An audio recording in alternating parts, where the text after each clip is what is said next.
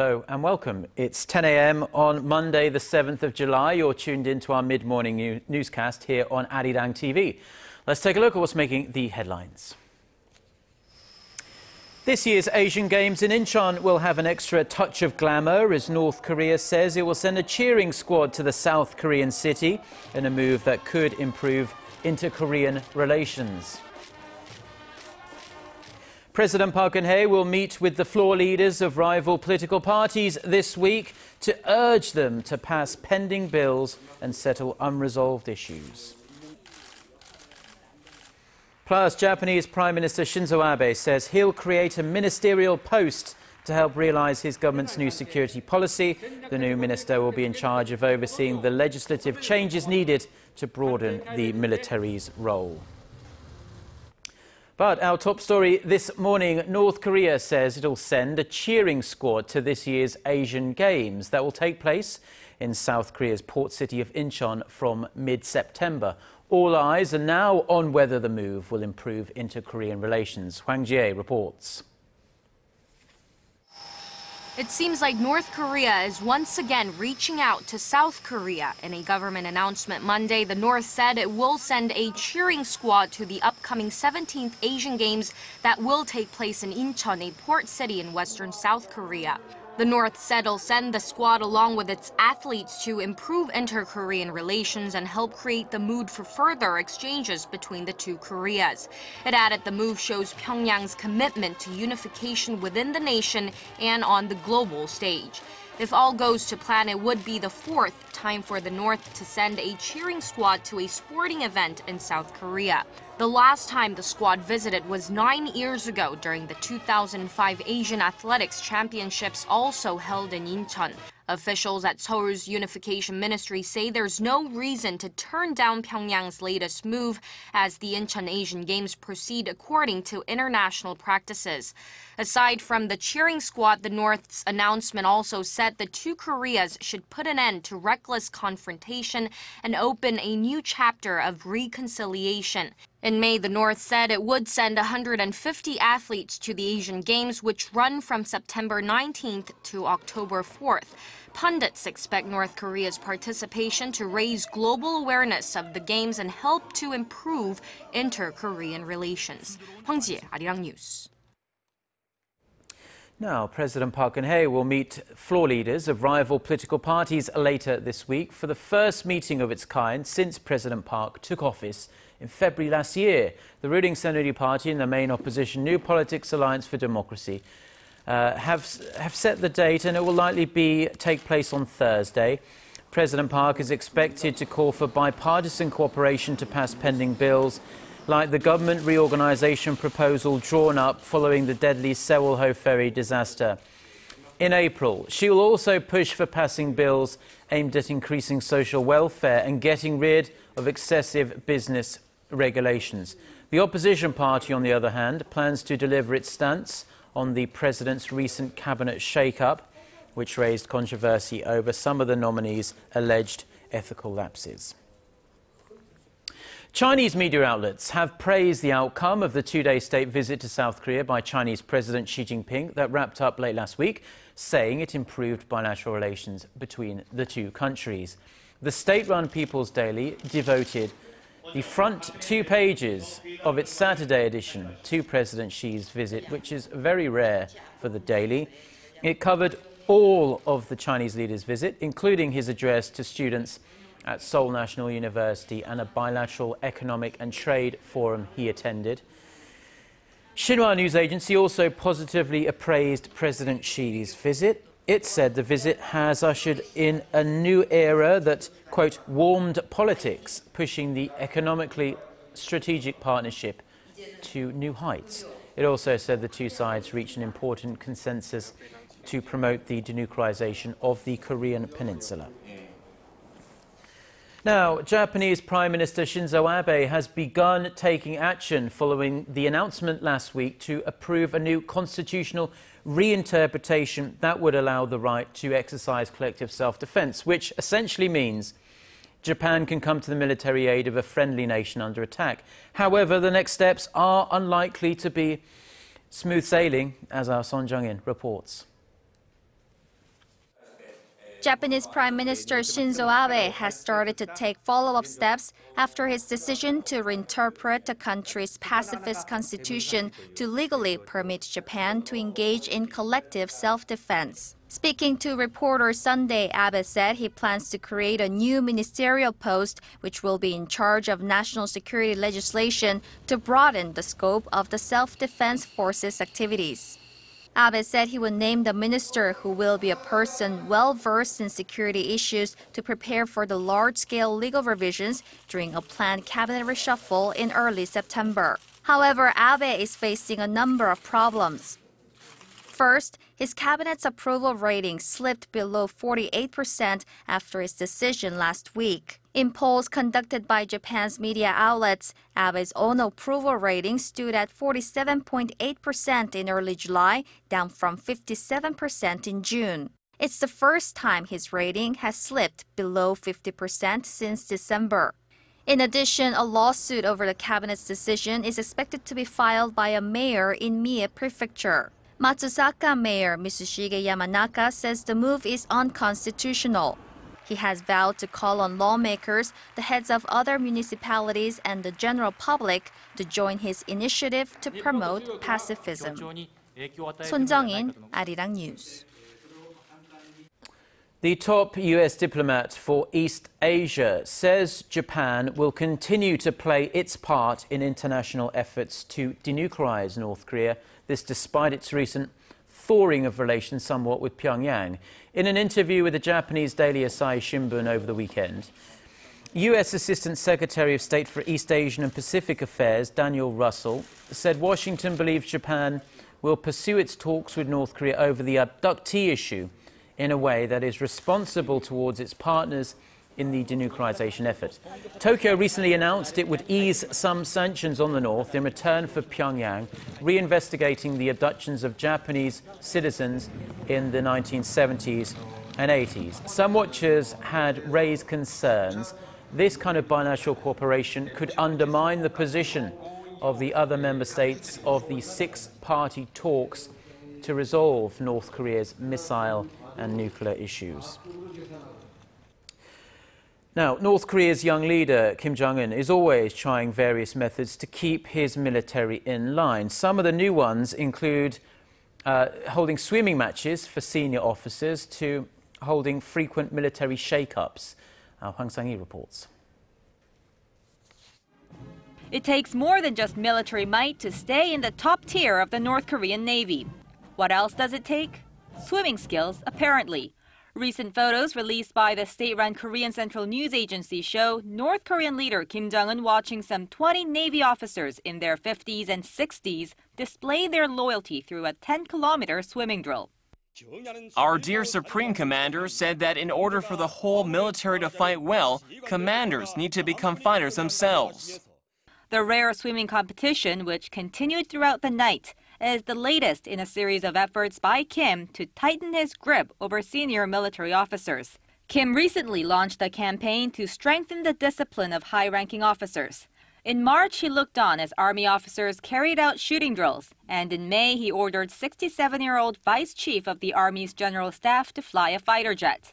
But swimming matches and shootouts aren't the only ways for Kim Jong-un to keep the military in line.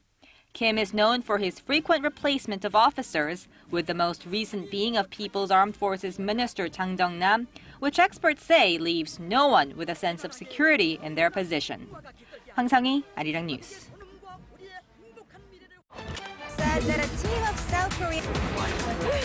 Get connected to Korea and the world. Join us every weekday for the latest developments out of Korea, Asia, and beyond. On air, on your mobile, and online, we lead the way every day. ARIRANG News. To try and resolve the crisis in Ukraine, the European Union also offers 15 billion. Now, turning to some economic news. All eyes will be on the Bank of Korea, Korea's central bank, this week to see whether it is going to cut the country's growth rate forecast and also the key interest rate amid the sluggish global but also domestic recovery as well. As our Kim Ji-yeon reports, though, cutting the rate could actually make things worse.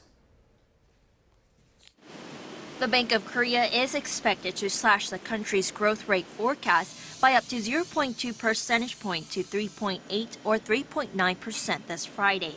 If that happens, it could be a sign that the central bank will lower the nation's key interest rate, which has stayed at 2.5% for more than a year.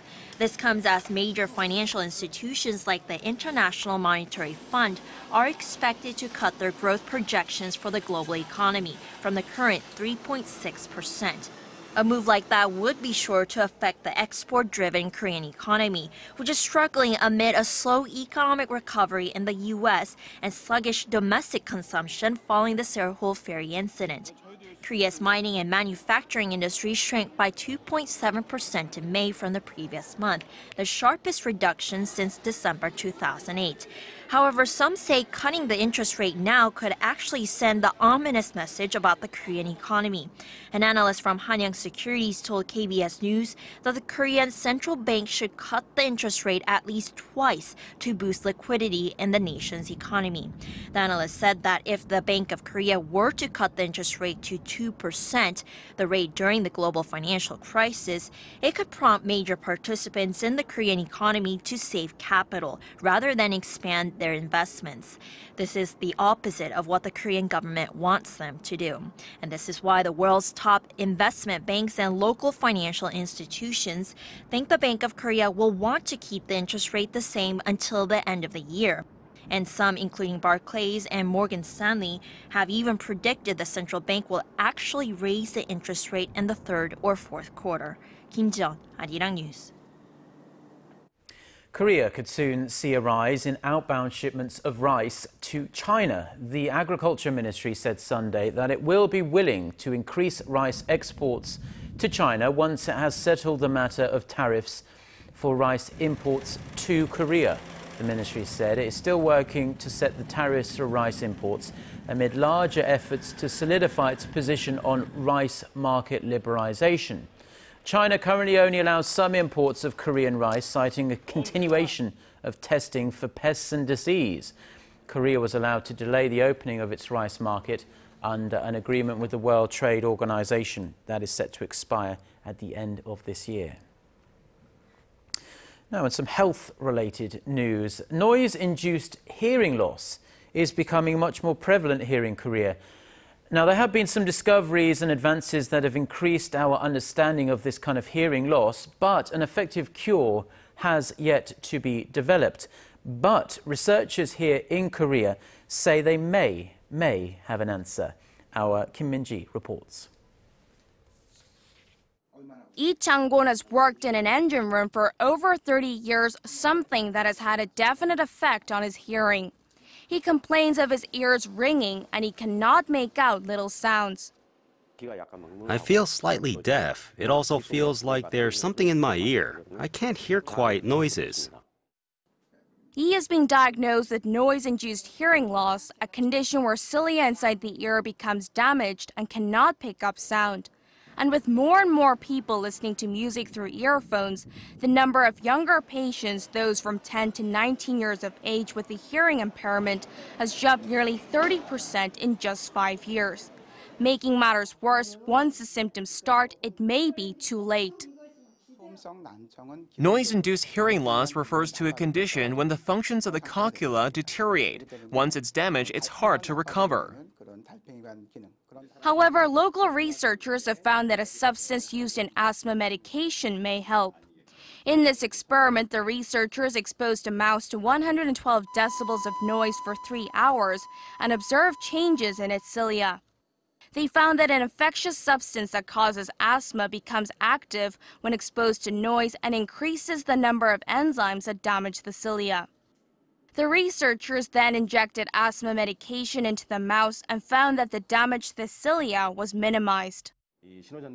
When exposed to noise, an enzyme known as MMP3 is released, and this can lead to hearing loss. The asthma treatment showed a protective response. When the specific substance is extracted from the asthma treatment, the researchers say it can be made into new medication that can prevent noise-induced hearing loss from worsening. The findings have been published in the U.S. journal Proceedings of the National Academy of Sciences. Kim Min-ji, ARIRANG News.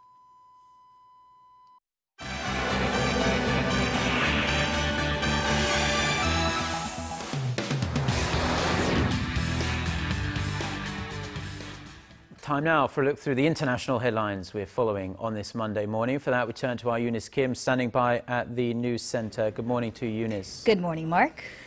Now, an Israeli court has released a Palestinian-American teenager who was apparently severely beaten while under police custody. That's right, Mark. He was conditionally released under bail to 9 days of house arrest. This despite the fact that he has yet to have any charges filed against him. The U.S. is calling for a full investigation. Here's Connie Kim with the story. This video footage taken during Palestinian demonstrations Thursday appears to show two Israeli policemen ruthlessly kicking and punching a person. The person has been identified as Palestinian-American 15-year-old Tariq Kadir, who was at a demonstration protesting the death of his 16-year-old cousin, Mohammed Abu Kadir, who was abducted by Israelis and killed on Wednesday. Autopsy results have revealed the 16-year-old was burned alive.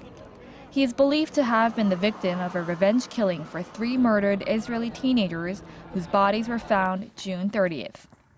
Israeli police say Tariq was among those attacking police officers during the protest. Photos taken of Tariq when he was taken into custody show how brutally the teenager was beaten. His face is severely bruised and swollen. This boy, 15 years old, he's a dangerous? What, he has in his hand a gun? You found a gun or you found a rock? Why you hit a boy, 15 years old, in this way? Yes, it did go through my head that he could have been murdered like his cousin.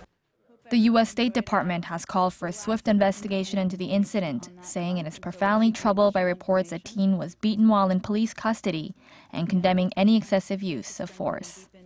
Connie Kim, ARIRANG News. And in regards to the death of his cousin last week, 16-year-old Mohammed Abu Kadir, Israel has arrested 6 Jewish suspects in his abduction. They are being questioned by the country's Shin Bet security agency. And turning now to East Africa, dozens have been killed in Uganda, where forces say they've repelled an uprising by tribal militias. It happened in 3 oil-rich districts bordering Congo. Tensions had been rising over claims to land believed to hold as much as 3.5 billion barrels of crude. Armed rebels stormed army and police stations on Saturday, and by Sunday, at least 41 rebels were reported to have been killed and 20 arrested. The tribal militia killed at least 12 people, including 3 policemen. Army reinforcements have been sent to the region. A video purporting to show the leader of the self-dubbed Islamic State has surfaced, and if true, it would be a very public debut for a man known to be extremely secretive. The 22-minute video posted on websites and social media showed the alleged Abu Bakr al-Baghdadi leading prayers at Iraq's Great Mosque in the northern city of Mosul. The man called on all Muslims to follow him and the caliphate in Iraq and Syria, claiming those who do not obey will be regarded as sinners. Iraqi security officials as well as U.S. officials are working to determine the identity of the man. And finally, air travelers to the United States, take note. The next time you're on a direct flight to the U.S., officers could ask you to power up your electronics to check they aren't actually explosives.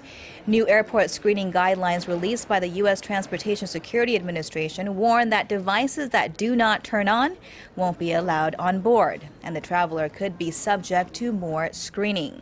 These guidelines come as U.S. authorities are concerned with a new type of bomb believed to be under development by al-Qaeda terrorists designed to bypass current security procedures. It is yet unclear how many airports will be affected by the beefed-up rules.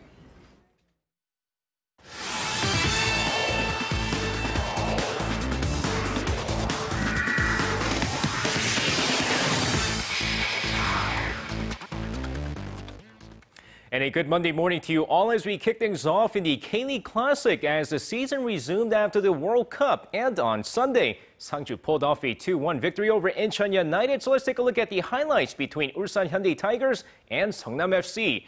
Now, both sides very aggressive from the start, but the first half still ends in a 0-0 draw. But the second half, a different story as Ulsan gets on the score sheet first thanks to Yoo Jun-soo sends one past the goalkeeper as Ulsan takes a 1-0 lead. Clock winding down as Seongnam continues to get aggressive, and it pays off in the 82nd when Hwang Ji-hye scores the equalizer as both sides end with a point each with a 1-1 draw. And staying with football, but over to the Brazil World Cup, where after another exciting quarterfinals, we now have our 4 nations advancing to the next round. So let's take a look at how the bracket looks so far. Of course, taking a look here, Brazil beating Colombia 2-1 over the weekend. They face off against Germany, who beat France 1-0. But Brazil without Neymar because of the big injury and also without Thiago Silva due to the yellow card accumulation. Meanwhile, Argentina headed to their first semis in 24 years as they're now set to face off against the Netherlands, who barely advanced after beating Costa Rica in penalty shootout. And now moving on to some Sunday's KBO action, we had 2 games rained out as the NC Dinos and the LG Twins were canceled, as well as the SK Wyverns and the Lotte Giants due to the rain down south. Meanwhile, the Samsung Lions hang on to beat the Tucson Bears 7-4. Now let's take a look at the highlights between the Kia Tigers and the Nexen Heroes. Now, first inning of the game, Kia strikes first thanks to Lee Bum-ho's RBI double to right field, and Kia is up 1-0. Second inning, Nexen answers back with Yoon Sung-min going deep to right center, and we're tied 1-1. Third inning, get that run back, says Lee Bum-ho, drills this one to deep left, and the Kia Tigers are up again 2-1. But wait, fifth inning, Yoo Han-jun with 2 men on, going, gone, a 3-run shot, and Nexen takes the lead 4-2. Ninth inning, Nexen up 5-2, Lee Bum-ho with 2-run single to left. He has 4 RBIs in this game, but not enough as the Nexen Heroes hang on to win this game 5-4, your final score. And now finishing things off at the Wimbledon as Petra Kvitova played her match of her life to easily beat Eugenie Bouchard in straight sets 6-3, 6-0 for her second Grand Slam on Saturday. Meanwhile, let's take a look at the men's final, which took place on Sunday between Roger Federer and Novak Djokovic. Now, Djokovic desperate for a Grand Slam title as both players go at it from the start with an epic back-and-forth match. Despite Federer taking the first set, Djokovic composes himself and plays an amazing match, beating Federer in 5 sets 6-7, 7-9, 6-4, 7-6, 7-4, 5-7, 6-4 as the Serb takes home the trophy. And that's going to wrap it up for me. This has been SJ. Have a great rest of the day and see you guys again for your sports needs.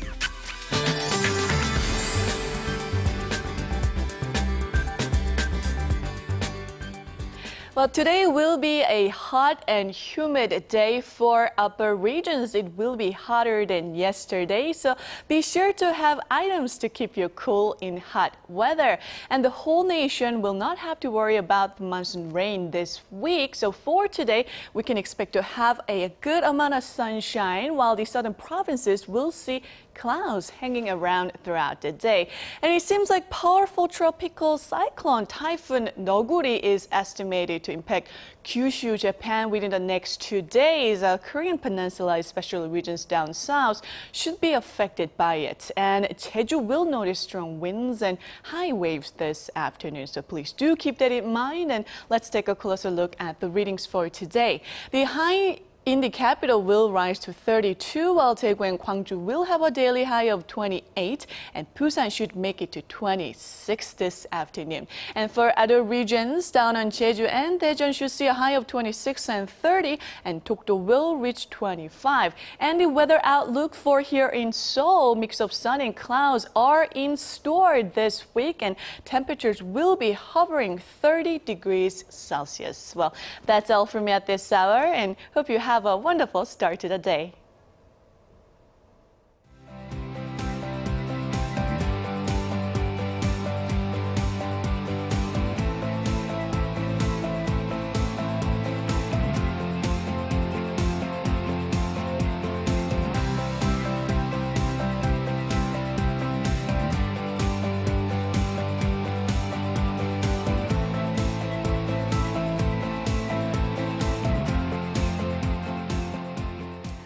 Well, that's all we have for now. We'll be back for our next newscast at noon Korea time. Until then, goodbye.